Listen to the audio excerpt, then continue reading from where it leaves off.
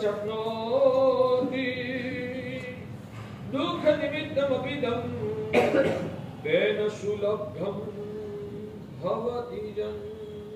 थोड़ा क्या गया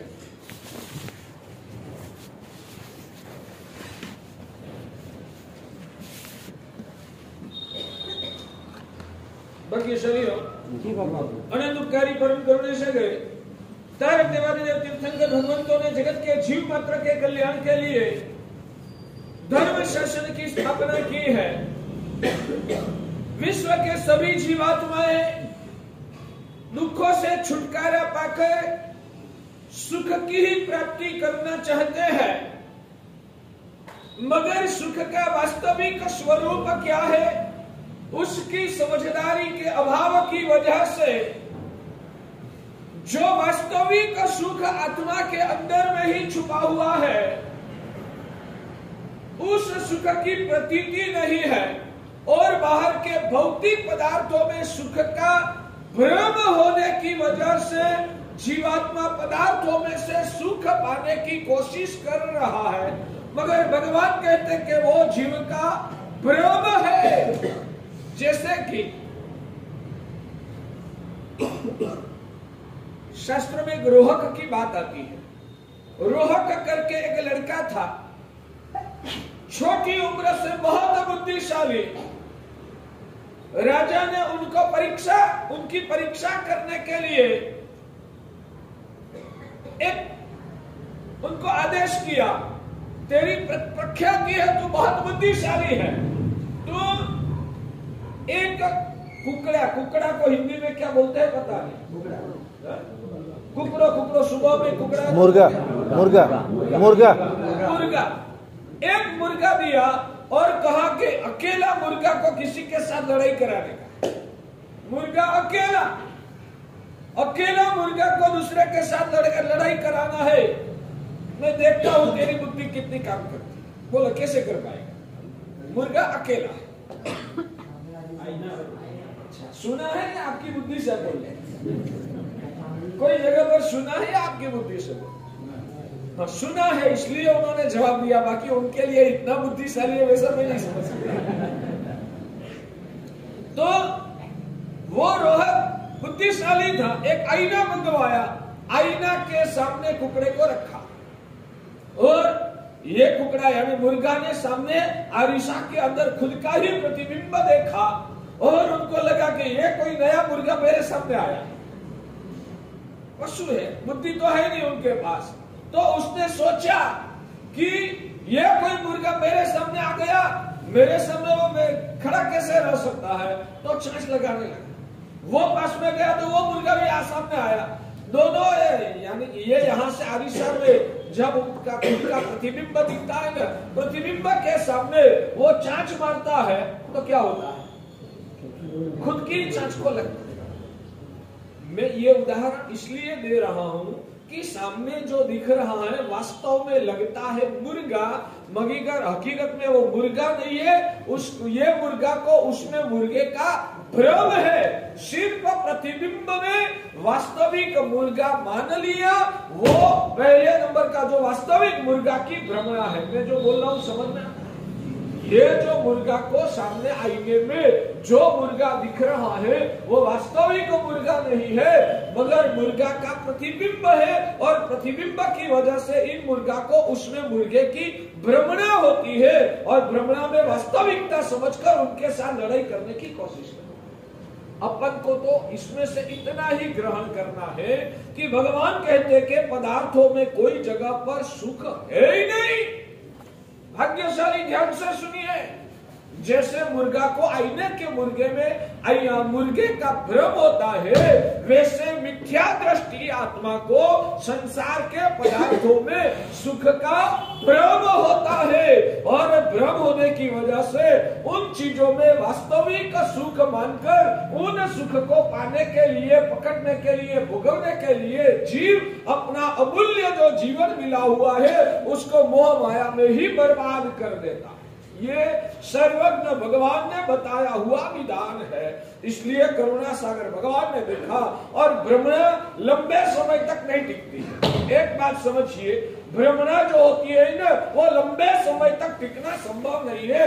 ये मुर्गा ने सामने आईने में दिखने वाला मुर्गा के साथ लड़ाई शुरू किया, ये लड़ाई कब तक चलेगी? ये मुर्गा की सामने आईने में दिखता हुआ जो मुर्गा है, उसके साथ लड़ाई कब तक टिकेगी? वो मुर्गा मानता है, 2-4 चांच लगाएगा और थोड़ा लगेगा न, तब लगेगा कि ये तो वास्तव में मैं ही परेशान हो रहा हूँ। जो थोड़ी भी बुद्धि है न, तो थोड़ा अनुभव के बाद भी वो समझ जाएगा। पुण्यशाली थोड़ी भी समझ होगी ना, तो थोड़ा खुद की चांचों में मार लगेगा ना, वो मार लगने के बाद भी वो समझ जाएगा। और मुर्गा की ही दशा रही ना, तो जब तक वो मर जाएगा तब तक उनके साथ लड़ाई करता रहेगा, नहीं सुधरेगा। समझ में आता है मैं क्या कह रहा हूँ? पदार्थों में आपको जो सुख की बुद्धि हो रही है, वास्तव में उसमें सुख नहीं है। पुण्य की वजह से आपका ही अंदर का सुख का आपको उसमें भास होता है। बोलो, पदार्थों में सुख नहीं है। मिथ्यात्व की वजह से आपको भ्रमणा पैदा होती है। पदार्थों में तो सुख है ही नहीं, सुख अंदर में ही पड़ा हुआ है, मगर पुण्य की वजह से अंदर में पड़ा हुआ सुख की आपको पदार्थों में भ्रमणा होती है। और आपने मान लिया कि इसमें सुख है, मगर 2-4 बार उसमें से जब आपको निराशा प्राप्त होगी, उसकी वजह से आपको कोई परेशानी और आर्त ध्यान होगा, और थोड़ी भी चेतना, सम्यक दर्शन की चेतना थोड़ी भी जिंदा है ना, तो आप समझ जाओगे कि इसमें मुझे सुख का भ्रम है, वास्तव में तो सुख है ही नहीं। 2-4 ठोकर लगने के बाद आपकी आत्मा जग जाए। सम्यक दृष्टि आत्मा होती है ना, उनको भी कर्म की वजह से जब संसार में ठोकर लगती है ना, संसार में लगी हुई ठोकर की वजह से खुद का सम्यक दर्शन प्रकृष्ट निर्मल हो जाता है। संसार में ठोकर लगने के बाद हलुकर्मी जो आत्मा होती है, वो आत्मा समझ जाती है कि इसमें आसक्त होने के बाद तो दुखी ही होना है। उसके बदले में उसको ठुकरा कर बस आत्म साधना करके अंदर का सुख को उजागर करने की भावना हलुकर्मी आत्मा के हृदय में उजागर होती है। और धार्य कर्मी आत्मा होती है महागाढ़ मिथ्यात्वी। गाढ़ मिथ्यात्वी आत्मा को संसार में कितने भी ठोकर लगेंगे, उसकी आंखें नहीं खुलती है, उनकी आत्मा अंदर से जागरूक नहीं होती है। वो तो बस उसमें से सुख पाने के लिए जिंदगी भर प्रयास करता रहता है, जिंदगी भर निराशा प्राप्त होती रहेगी, फिर भी उनकी आत्मा अंदर से नहीं जगेगी। वो गाढ़ मिथ्यात्वी आत्मा कही जाती है। आज तक आप लोगों ने संसार में ठोकर कितनी खाई? आवाज नहीं आती? बार-बार। क्या बात करते हो? सच में वापिस बोलिए। अभी जो बोला ना, वो घर में जाके बाजार में जाके भी याद करना है। आपको क्या होता है, कितना अनुभव है, मगर आपका मेमोरी पावर इतना खत्म हो गया है कि दूसरी मिनट या दूसरे दिन भी आप वो लगी हुई ठोकर को भूलकर वापिस आसक्त होकर उसके पीछे ही लग जाते हैं। वो आपकी दयनीय दशा है, वो प्रशंसनीय या इच्छनीय घटना नहीं है, वास्तव में वो आपके लिए चिंताजनक परिस्थिति है। साहब, व्यवहारिक शिक्षण तो हमको यही सिखाता है कि अनुभव से आदमी होशियार बनता जाता है। हाँ, तो आप देखो, स्कूल में तो ऐसा दिखा दिया कि व्यवहारिक शिक्षण से आदमी अनुभवी होता जाता है। मेरा कहना है कि आपका अनुभव क्या है? आज तक जिंदगी में, आपके जिंदगी के जितने दिन है, उससे भी ज्यादा वक्त आपने ठोकर खाया है। जिंदगी के जितने दिन आपके प्रसार हुए ना, उससे भी ज्यादा वक्त आपने ठोकर खाया है, मार खाया है। कितने लोगों से आपने गद्दारी महसूस किया है। मैं आपको आपके घर की बात करूंगा। आपकी स्नाविका के पास आप कुछ बात के लिए कुछ आपका लगाव जुड़ा हुआ, आपने कोई बात कही और उसको चिल्लाई, तो आप क्या करोगे? वैराग्य हो जाएगा।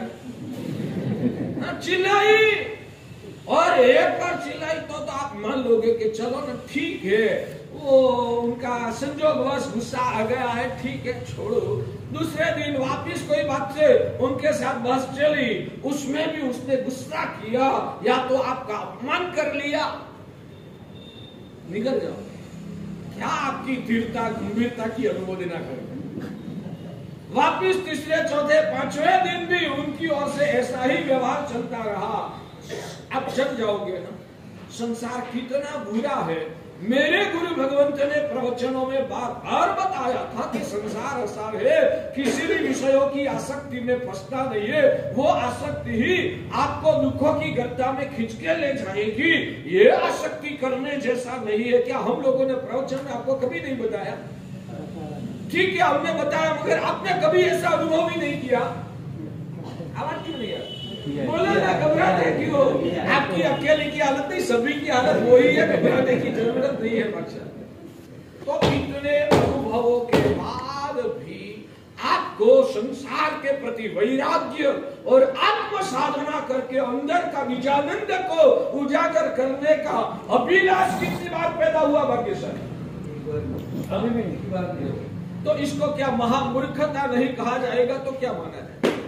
वास्तव में कहता हूं कि दुनिया में आप कितनी भी होशियारी दिखाते होंगे, ज्ञानी भगवंतों के दरबार में आपका लेवल महामूर्खता का है।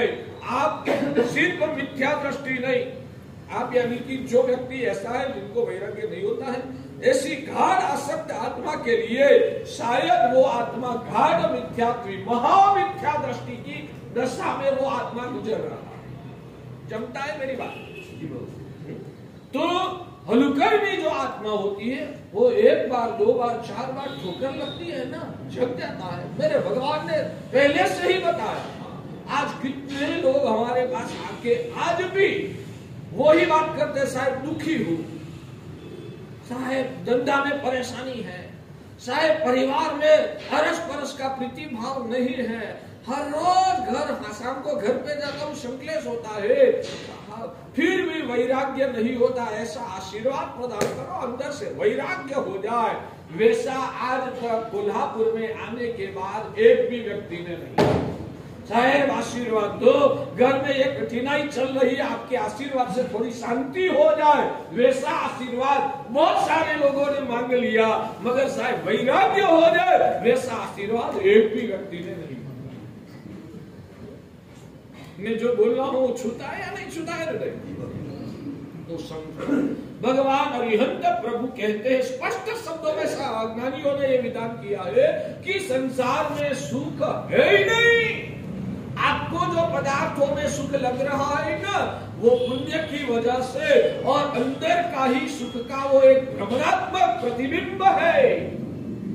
ये सुख का अनुभव किसको होगा? जीव को होगा या जड़ को होगा? क्योंकि सुख वो जीव का स्वभाव है, तो पदार्थों में सुख की बुद्धि जड़ को होने वाली नहीं है, वो जीव को ही होगी। और अंदर से जीव का खुद का सुख का स्वभाव है ना, इसलिए जीव को पदार्थ में सुख की भ्रमणा हो जाती है। मगर भ्रमणा को भ्रमणा के रूप में समझना वो ही सम्यक दर्शन है। भाग्यशाली भ्रमणा को भ्रमणा के रूप में समझना वो ही सम्यक दर्शन है। भ्रमणा को वास्तविक समझ लेना वो मिथ्यात्व है। आप लोगों ने संसार के पदार्थों में जो सुख की बुद्धि किया है ना, उसको ही भगवान मिथ्यात्व कहते हैं। और मिथ्यात्व की वजह से संसार के पदार्थों में जो सुख की बुद्धि हो रही है, उसमें आखिर जाके ठोकर ही लगने वाली है। परिणाम में हमें दुखी ही होना है। संसार में जितना सुख को महसूस किया, उतना दुख का निर्माण हम खुद ही स्वयं करते हैं। समझ में आता है? तो हमारा संसार का जो सुख का अनुभव वो ही परिणाम में दुख को खींच के लाने वाला है। वो सत्य भगवान अरिहंत प्रभु ने अपने ज्ञान से प्रत्यक्ष दिखा। और भगवान परम करुणा के सागर थे, इसलिए भगवान के अंतर में करुणा जगी कि इन सभी को दुखों की परंपरा से बचा लेना। मान लो कि भाग्यशाली आपके घर में कोई दुश्मन ने मिठाई का पैकेट भेजा। आपके घर में कोई दुश्मन था आपका, उसने मिठाई का पैकेट भेजा और मूल्यवान मिठाई, सोडम वाली और शुद्ध घी की मिठाई बनाई के भेजाई है। आप क्या करोगे? नहीं। मगर अच्छी क्वालिटी वाली मिठाई है, क्या करोगे? वापिस क्यों नहीं खाओगे? दुश्मन ने भेजा हो तो क्या हो गया? दुश्मन ने भेजा है तो क्या हो गया? क्या सके? बोलिए जल्दी, बड़े जल्दी से बोलिए। ये अपने जहर हो सकता है। हाँ? जहर हो अंदर सकता है। में जहर हो सकता है, गारंटी तो नहीं है, मगर संभावना भी है ना, तो भी हम उस मिठाई को छोड़ देते हैं। आपने सोचा कि ये मिठाई को गटर में डाल देना, और मगर आपको वो टाइम नहीं था, आपने सोचा कि बाद में गटर में डाल दूंगा और साइड में रखा था, और आपका छोटा बच्चा को आपने देखा कि वो मिठाई का पैकेट तो खोल के खाने जा रहा है, तो आप क्या खींच लोगे? अभी समझाने का भी समय नहीं है, या तो उनकी समझने की भी क्षमता नहीं है। बच्चा छोटा है, बहुत नादान है, जहर क्या चीज है वो भी पता नहीं है, इतना छोटा है। उस संजोगों में क्या समझाओगे या खींच लो? खींच लोगे। क्यों खींचने का कारण क्या, वो मुझे तो समझ में नहीं आया। इतनी अच्छी स्वादिष्ट सोडम वाली मिठाई है, आप क्यों खींच ले? बच्चा के प्रति प्रेम है। अरे भाई, बच्चा के प्रति प्रेम है तो मुफ्त में आई हुई ऐसी अच्छी स्वादिष्ट मिठाई खाने देनी चाहिए ना। मगर बच्चा के प्रति प्रेम है ना, इसलिए ही उस मिठाई का पैकेट को हम खींच लेते हैं। ऐसी मिठाई खिलाने वाला ज्यादा प्रेम भाव वाला माना जाएगा, या खींच लेने वाला जो है वो ज्यादा प्रेम वाला माना जाएगा? भगवान ने आपका सुख को खींच लेने का उपदेश दिया।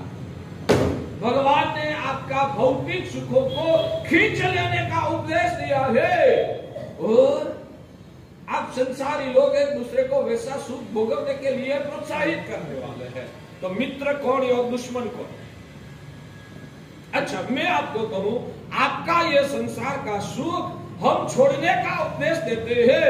आप प्रेम से नहीं छोड़ो तो हमें क्या करना चाहिए? जबरदस्ती से भी हम आपका सुख खींच लेंगे तो समझना कि गुरु हमारे करुणा के सागर है। गुरु हमारी आत्मा को भव भ्रम की पीड़ाओं से बचाने वाले हैं, हमारी भलाई के लिए खींच ले रहे हैं। वैसी कम से कम सोच आपकी आत्मा में उजागर होनी चाहिए। भगवान परम दयालु थे, प्रभु को करुणा आई। ये भौतिक सुख जितने भी है, सच में बताइए, ये भौतिक सुख आपको किसने दिया? ये भौतिक सुख आपको किसने दिया? पुण्य कौन चीज है? पुण्य है कौन चीज? पुण्य कौन चीज है? कर्म सत्ता का सुबह है। पुण्य यानी क्या? पुण्य यानी कि क्या? पुण्य यानी कि कर्म सत्ता का सुबह है। कर्म सत्ता के दो प्रकार के सुबह होते हैं, एक पुण्य है, दूसरा है पाप। आपको पता है? एक उदाहरण देके बताऊं, समय तो 9:52 हो गई, मुझे तो प्रवचन का टाइम बहुत कम मिलता है, अब कल से तो मिलेगा शायद।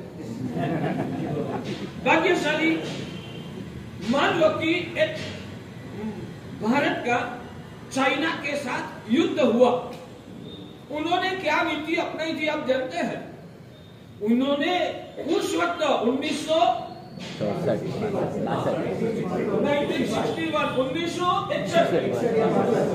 या 62 में चाइना ने इंडिया के साथ जब युद्ध किया ना, तब उन्होंने क्या नीति अपनाई थी आप जानते हैं?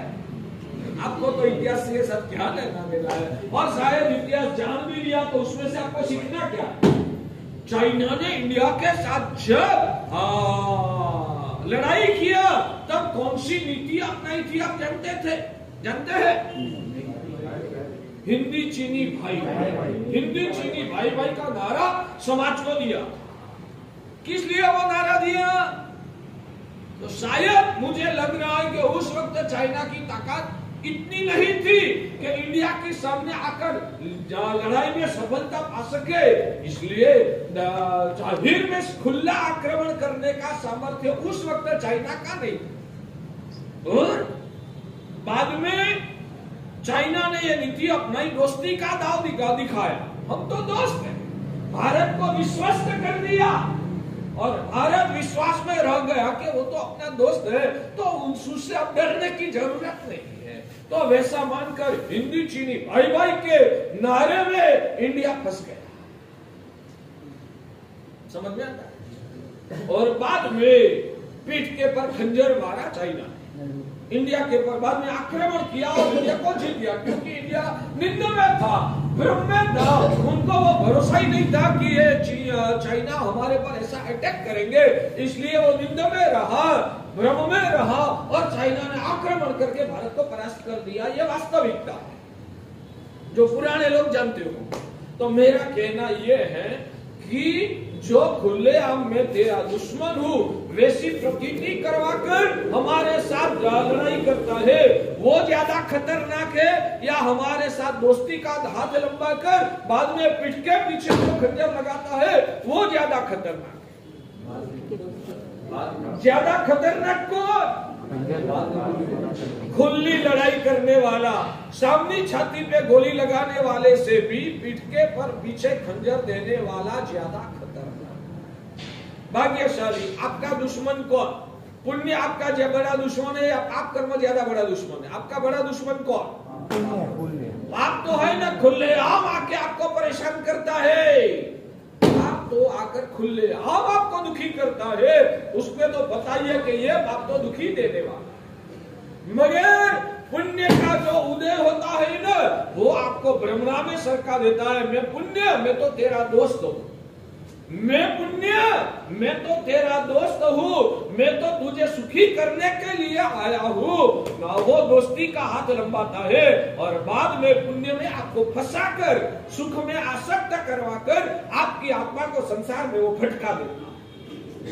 इसलिए एक अपेक्षा से माना जाए न तो पाप कर्म जितना खराब है, पुण्य कर्म का उदय उससे भी ज्यादा खराब है एक अपेक्षा से। विक्रम जी, यहाँ हमारा जैन शासन का अनेकांतवाद लागू पड़ता है।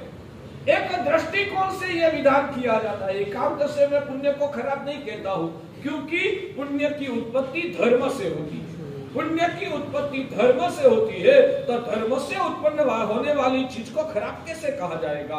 उस अपेक्षा से मैं पुण्य को खराब नहीं कहता हूँ, मगर पुण्य जो है वो हमारे साथ दोस्ती का दाव खेलकर हमको मोह में फंसाकर संसार में भटकाता है। इसलिए इस अपेक्षा से मैं कह रहा हूँ कि पाप कर्म का उदय जितना खराब है, पुण्य का उदय उससे भी ज्यादा खराब जमता है। भाग्यशाली इसलिए भगवान अरिहंत प्रभु ने फरमाया कि संसार के पदार्थों में जहां जहां आप लोगों को सुख की बुद्धि हो रही है न, वहां वहां आपकी आत्मा मोह की नींद में सरक जाए। भाग्यशाली रात के समय आप सो रहे हो, उस टाइम पे कोई आपके पैर में सुई लगाएगा तो क्या होगा? सुई लगाएगा तो क्या होगा? नींद थोड़ी भी आ गई है ना तो वो नींद चली जाए, अब जग जाओ। कोई सुई लगाते हैं तो आप जग जाते हो, और कोई अत्तर की तेल की मालिश करते हैं कोमल हाथों से तो क्या होगा? तो क्या होगा? यानी कि सुख कहो, अनुकूलता कहो, वो हमको नींद में सरका देते हैं, और कष्ट जो होता है ना वो हमारी नींद को खत्म कर देता है। समझ में आता है मैं क्या कहना चाहता हूँ? दुख जो है, कष्ट है, वो हमारी नींद को दूर कर देता है, और सुख जो है वो हमको नींद में सरका देता है। इसलिए संसार में पुण्य कर्म के उदय से मिलने वाले सुख में जीवात्मा मोह की नींद में सरक जाता है। इसलिए सुख ज्यादा खराब है, और दुख के दिनों के दौरान तो व्यक्ति को धर्म की याद भी आती है। उनको याद आता है कि मैंने पाप किया इसलिए दुखी हूँ, और सुखी होना है तो धर्म करना पड़ेगा। तो दुख के दिनों में तो धर्म की रुचि बढ़ जाती है, सुख के दिनों में जीव धर्म को भूल जाता है। तो दुख ज्यादा खराब या सुख ज्यादा खराब? सुख। बोलिए ना। दुख में धर्म करेंगे तो धर्म का फल आखिर पुण्य मिलेगा। फिर वही। हाँ तो नहीं, आप समझदारी के साथ धर्म करते हो तो उसमें जो पुण्य बढ़ता है वो पुण्य आपको फंसाता नहीं है। पुण्य की वजह से आप नहीं फंसते हो, आप मोह और अज्ञान की वजह से फंसते हो, वो ध्यान में रखिए। आप लोग गड़बड़ कर देते हो कि धर्म करने से जो सुख मिलता है उसमें व्यक्ति फंस जाता है। तो आप लोगों ने क्या कह दिया? ऐसा धर्म करना ही। मगर धर्म करो, समझदारी के साथ करो, उसमें जो मोह का जो विकार है उस विकार को दूर रखकर आप धर्म करो, तो उस धर्म से पैदा हुआ पुण्य आपको सुख में फंसाएगा नहीं। इसलिए जब भी कोई व्यक्ति शायद मलिन भावना से भी धर्म करता है, मलिन भावना यानी कि संसार के सुखों की भावना से धर्म करता है ना, तो अधकचरे लोग कहते हैं कि यह धर्म आपको संसार में रखड़ाएगा। अधकचरे जो लोग होते हैं ना, वो ऐसा विधान करते हैं कि ऐसे संसार के सुखों की लालसा से तू धर्म करेगा ना, तो वो धर्म तुझे संसार में फंसाएगा। मैं कहता हूं कि ये विधान का अंदर का रहस्य आप लोगों ने नहीं समझा। उसमें वो किया हुआ धर्म आपको संसार में रखड़ाता नहीं है, मगर अंदर में पड़ी हुई जो मलिन भावना है ना, वो मलिन भावना आपको संसार में रखड़ाती है। तो धर्म नहीं छुड़ाना चाहिए, मलिन भावना को मिटाने की कोशिश करनी चाहिए। अज्ञानी लोग तो वैसा ही कहते कि ऐसा धर्म करने से तू रखड़ जाएगा, तो ऐसा धर्म करना ही नहीं। धर्म से व्यक्ति नहीं भटकता है, धर्म के पीछे पड़ी हुई। और अच्छा चलो ठीक है, 10 बज गए हैं, क्या करूं, 1-2 मिनट में विषय को समाप्त करूंगा।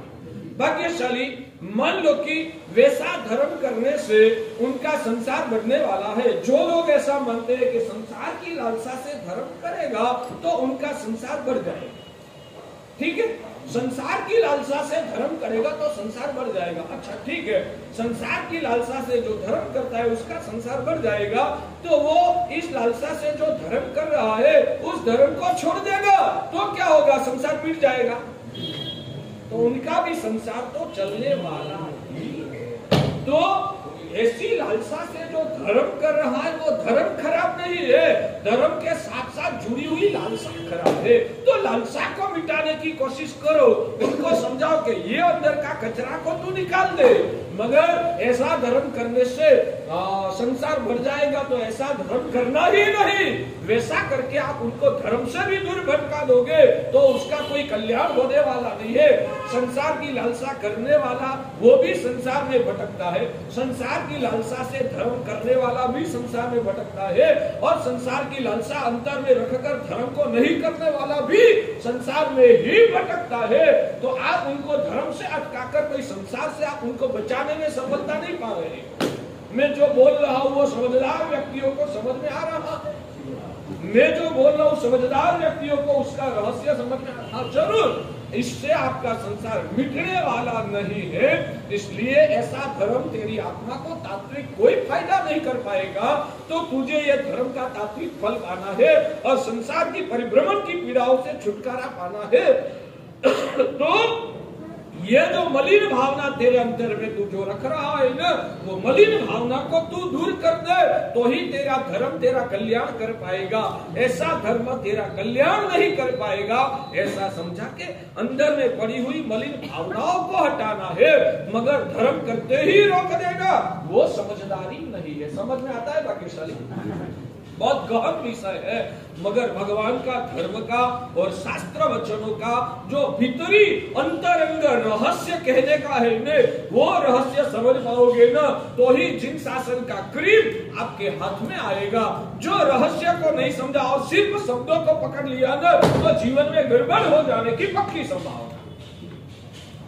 तो समय हो चुका है, अभी तो मेरा प्रवचन का वास्तविक विषय की शुरुआत होती है, मगर समय खत्म हो गया, तो यहाँ ही अटकाता हूँ। तो भगवान अरिहंत प्रभु ने देखा कि इन सभी मिथ्या दृष्टि आत्माओं को संसार की सुखों की चुंगाल में फंसे हुए हैं और संसार की परंपरा बढ़ रही है, उसमें से बचाना है। तो आत्म सुख को ही उजागर करना होगा। आत्म सुख उजागर कब और कैसे हो सकता है? जीवात्मा रागमय दशा को खत्म करके अंदर से वैराग्य और वितराग दशा की स्पर्शना कर लेगा, तो ही अंदर का अनंत सुख उजागर हो सकता है। और वैसी वितराग दशा पाने के लिए संसार की असारता को समझना पड़ेगा, और संसार की असारता को समझाने के लिए भगवान अरिहंत प्रभु ने गंधर्व भगवंतों को दीक्षा प्रदान करते ही त्रिपदी का दान दिया था। उपन्नैवा उसका सिर्फ शब्दार्थ की याद दिला देता हूँ। उपन्नैवा, इस जगत के सब पदार्थ प्रतिपल उत्पन्न हो रहे हैं, इस जगत के सब पदार्थ प्रतिपल उत्पन्न हो रहे हैं। विगमैव, सब पदार्थों का प्रतिपल विनाश हो रहा है, और द्वैव, सब पदार्थ नित्य है। ये जब बात आती है ना तब दिमाग हिल जाता है। ये क्या, एक साइड में कहते हैं कि उत्पत्ति विनाश चल रहा है और दूसरी साइड में कहते हैं कि नित्य है, तो ये कैसे संभव होता है? तो उसका जो समाधान ज्ञानी भगवंतों ने शास्त्रों में दिया है वो आगे के प्रवचन में आपको समझाया जाएगा। एक बात समझो कि तत्व ज्ञान जब अंदर से क्लियर होगा ना तो ही धर्म का रहस्य हाथ में आएगा। तत्व का रहस्य नहीं जाना है तब तक धर्म की क्रिया करके पुण्य पैदा करते रहेंगे, मगर आत्मा की शुद्धि होना ऐसे प्रकार के धर्म से संभव नहीं होगा। तो तत्व ज्ञान को समझकर आप भगवान का मार्ग का रहस्य का पान करके आत्मा को निर्मल बनाने में सफल बनो, वो ही मंगल कामना। भाग्यशाली, कल से संख्या कम होगी तो कम, वो मैं चला लूंगा। 9 बजे नीचे से एंट्री होना बंद हो जाएगा। आपको वास्तव में जो प्रवचन की भूख है तो 9 बजे से पहले कैसे भी करके आ जाना, और आप लेट आओगे तो आपको प्रवचन सुनने का सौभाग्य कल से नहीं मिलेगा। वो ध्यान में रखकर आपका जीवन का प्लानिंग